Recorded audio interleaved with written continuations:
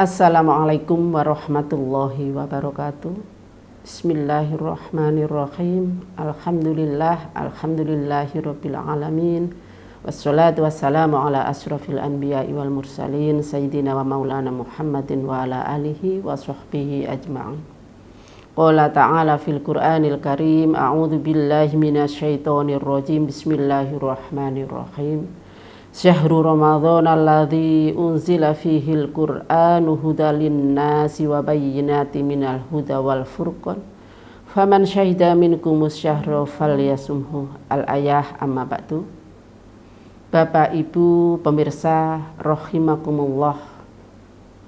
Alhamdulillah, pada bulan puasa ini kita masih diberi Allah kesehatan, masih diberi Allah kenikmatan, masih diberi Allah kekuatan, sehingga kita menjalankan puasa di bulan Ramadan ini dengan penuh keikhlasan, dengan penuh ketakwaan, dengan penuh keimanan.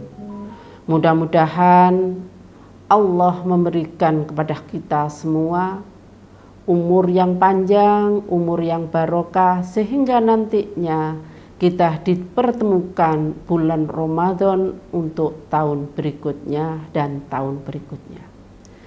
Tentunya Bapak Ibu rahimakumullah, di dalam menjalankan puasa Ramadan, walaupun puasa Ramadan ini sudah kita jalankan semenjak kita diwajibkan oleh Allah. Setelah balik kita harus berpuasa.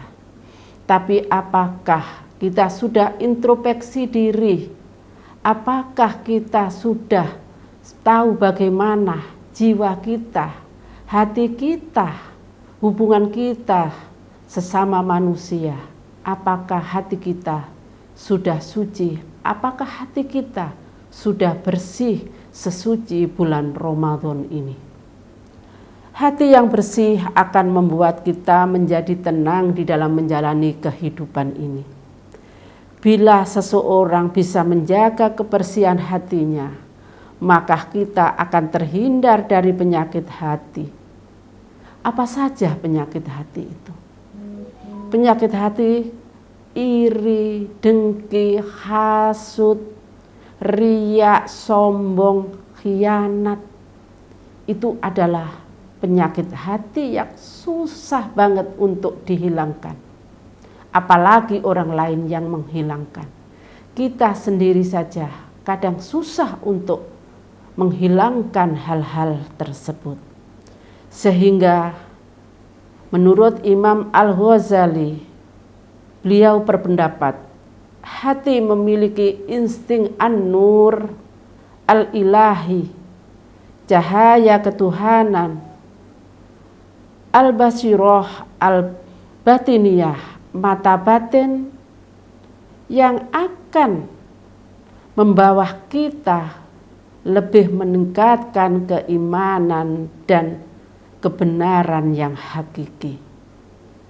Oleh karena itu, janganlah kita malu, gengsi, dan tidak mau mengakui bahwa kita mempunyai kesalahan, karena manusia tempatnya salah dan khilaf.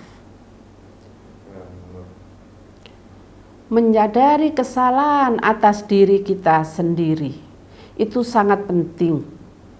Kesalahan yang pernah kita lakukan menjadi hal penting. Kenapa? Karena seseorang akan melakukan perbuatannya jika tidak menyadari kesalahannya dan tidak pernah merasa bersalah. Itulah pentingnya bagaimana kita menyadari akan kesalahan.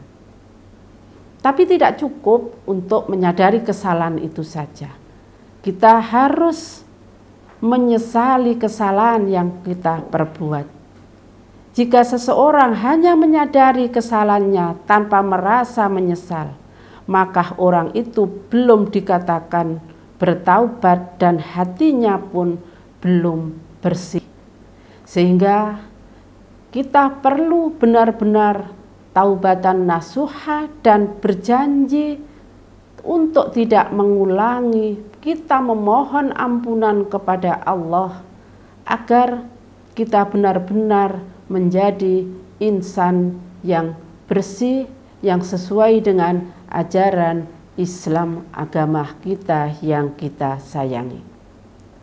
Likulli syai'in dawa'u wa dawa'ud dunubat taubatah. Setiap sesuatu memiliki obat. Obat dari dosa itu adalah taubat. Maka bertaubatlah dengan sungguh-sungguh. Sering kita melakukan kesalahan, setelah itu tobat, diulangi lagi, maka hal itulah akan menjadi dosa kecil, akan menjadi dosa yang besar. Karena apa? Kita seakan-akan meremehkan dosa-dosa kecil. Setelah kita melakukan kesalahan kecil, tapi terus-terusan diulang-ulangi, akhirnya akan menjadi dosa besar. Na'udzubillah min dzalik. Islam mengajarkan min husnil islami mar'i tarkuhu ma la yaghni.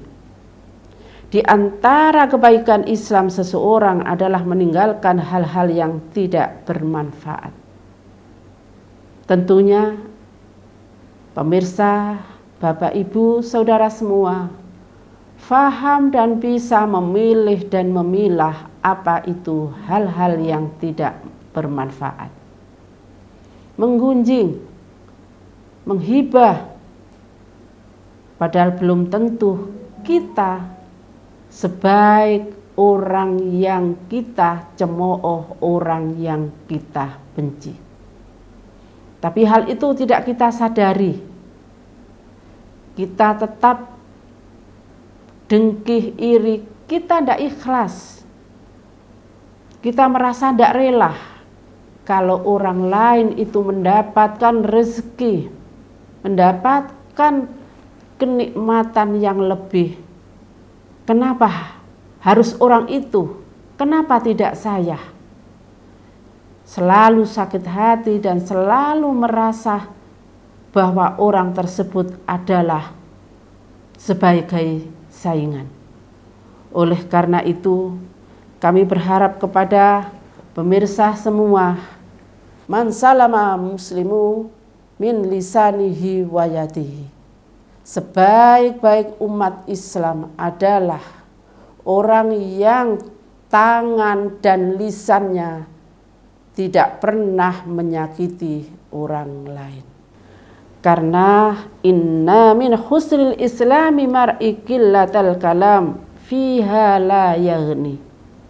Di antara tanda-tanda kebaikan Islam seseorang adalah mengurangi berbicara dalam hal yang tidak penting.